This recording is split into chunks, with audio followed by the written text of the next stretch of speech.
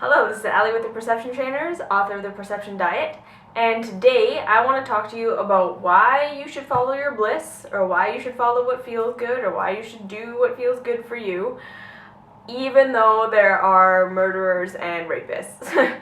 So the reason that I wanted to make this video is because the number one argument that I see out there when people say, follow what feels good, do what feels good for you, follow your bliss, blah, blah, blah, blah, blah, is people will be like, yeah, well, murderers are doing what feels good for them and they're murdering, and rapists are doing what feels good for them and they're raping, so we really shouldn't be doing what feels good for us.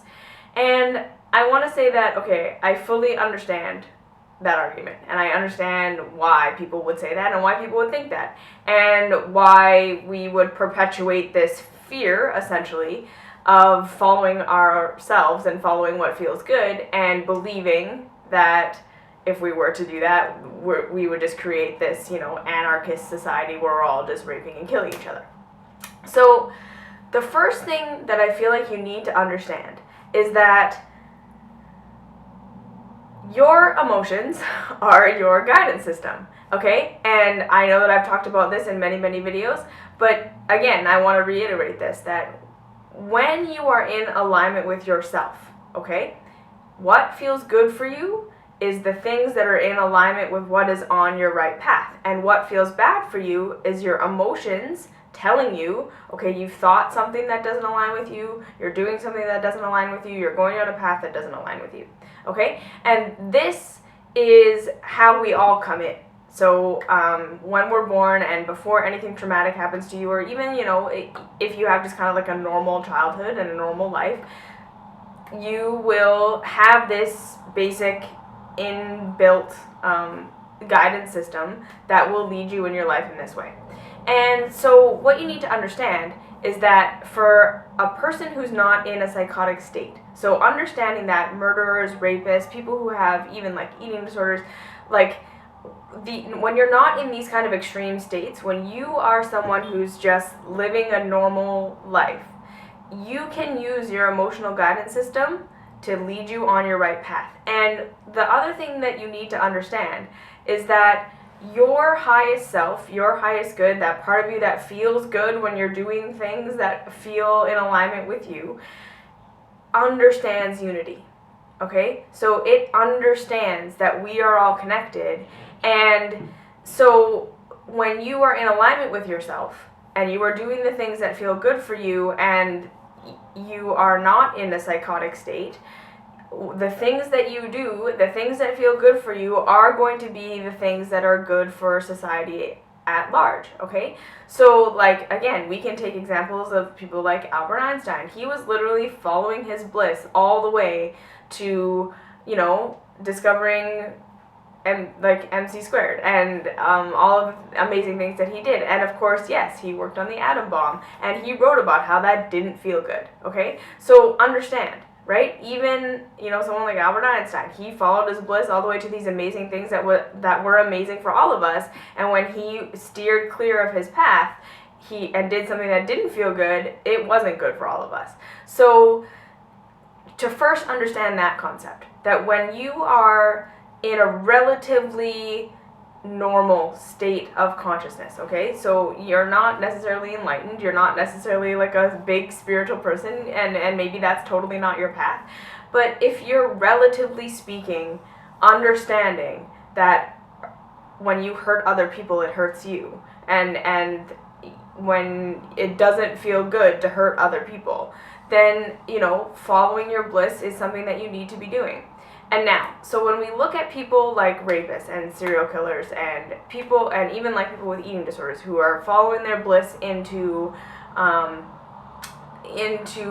things that literally hurt other people or really hurt themselves, what you need to understand is that they were damaged and victimized so much to an extent that their emotional guidance system got flipped. Okay, so you need to understand that this is not like a normal state of consciousness that we need to compare other people to, okay? So what you need to understand is that these people who are on this path now, most of the time they weren't born like that, okay? They were victimized themselves. They were really, really abused, or they were neglected, or they they had this kind of pinnacle moment in their life where they could either, go totally into despair and never be able to dig themselves out of that.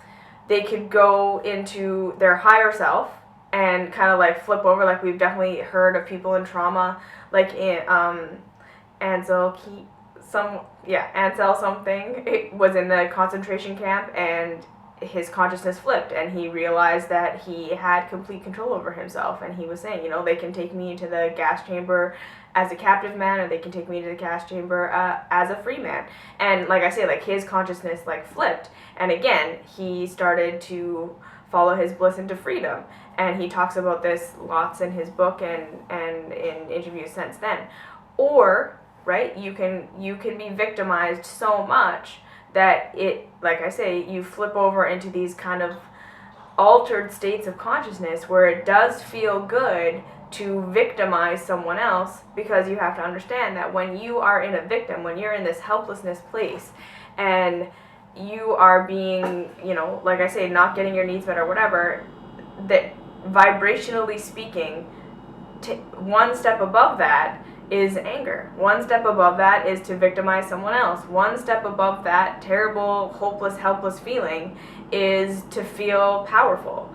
And to hurt other people can feel like that, okay? Or with an eating disorder, for example, to exert control over your body when you feel like you don't have any control in your life at all, that feels like one step better. Okay, so what you need to understand is that people get stuck in those places, but that doesn't mean that that is actually their bliss. What that means is they are taking one step better than where they were. And where they were was so low that victimizing someone else is one step better. So it's not to say that this is okay. And it's not to say that raping and killing and all these things are a reasonable thing to do. But it is to say that they were actually taking one step better than where they were. And if they allowed themselves to continue, they would have actually dug themselves out of that hole. And like I say, there are people on this planet who have done that, who have been in such a victim role that have built themselves all the way up and become enlightened masters, spiritual teachers, or have had terrible experiences and turned them around for good. And it's just that these people stopped at that one step higher. And so, to kind of wrap this up, if the people that were caretaking for these people that ended up being rapists and murderers and all that stuff had been following their bliss, they would not have been victimizing these children, or they would not have been victimizing these people, and their life would have been totally different. They wouldn't need to have anger and to abuse to be one step higher than where they were. And like I say, essentially at the end of the day, we're all trying to do the next best feeling thing. And because we're all trying to follow our bliss, and just some of us get kind of knocked off path. And again, I'm not saying that all people who are rapists or all people who are murderers were victims, but I'm saying, generally speaking, you read their stories, they were victimized by parents, they were abused by parents, they were abused by people in their community, they were child soldiers, they were all of these things. And that comes from a whole long line of other people not following their bliss, not following what feels good for them, or a whole bunch of other people, right, being victimized and then taking one step higher, which is to victimize someone else. And so you need to understand that excuse of, I'm not going to say that following my bliss is a good thing because they're rapists and serial killers, it's like, that's not helping any of us. And that kind of attitude is keeping us in the vibration that we're in. That kind of attitude is literally keeping us where we're still a match to having people who rape and murder and kill. And so what I want you to understand is that when you take responsibility for yourself and you continue to climb yourself out of the emotional pit and follow your bliss and do what's in alignment with you, you need to understand that this is actually going to benefit everyone, not just you. Okay, so this totally benefits you, but it benefits everyone. And if we had this world of people who were following their bliss and feeling like they could do what felt good for them, and they just kept doing the next best feeling thing, the next best feeling thing, the next best feeling thing, you will notice that these kind of people are amazing to other people. These kind of people don't abuse other people. These kind of people make this world a better place. And if we had a whole big world of people doing that, and raising children like that, and raising and teaching children like that, and doing things like this, can you imagine what kind of other world we would live in? Right? If we all gave ourselves the opportunity to just do what felt good for us and follow our path, understanding that our higher selves understand unity and it would work all together, we wouldn't have a world of anarchy. We would have a world of relative peace and bliss. And I think, not to say that it would get rid of all of our problems, but it would be so much better than what we're doing. Okay? So being afraid of your own bliss and being afraid of your own self, I think when people kind of bring forth these excuses for why they can't do that because they're rapists and murderers, I think the deeper level there is just that, why don't you trust yourself? Why don't you trust that if you did what you felt like doing, that it would turn out good? Why don't you trust that you are fundamentally good, and that if you were to follow your own bliss, that it would be good for everybody? And I think that that's really the question that we all need to ask ourselves, is that why don't we trust ourselves? Why don't we trust our bliss? Why don't we trust our feelings? Why don't we trust our emotions? Where did we turn the corner where we decided that our emotions were not something that we could trust or follow? And I think that that's really the deeper question here. That if you're really afraid that if we all followed our bliss, we'd become serial killers or murderers, I think you need to look at what you truly believe about yourself and what you really believe is going on inside your heart.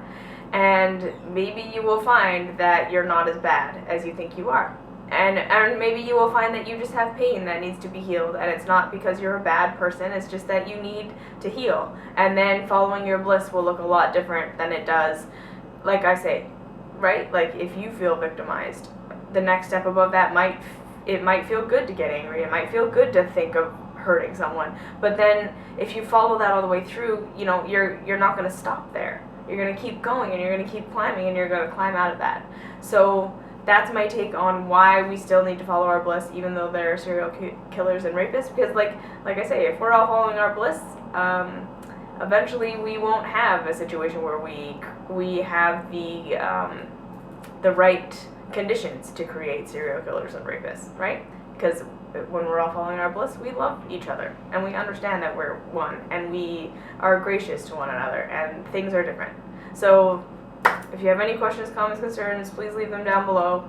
If you still totally disagree with me, alright, let me know, and I will see you in the next video. Thanks.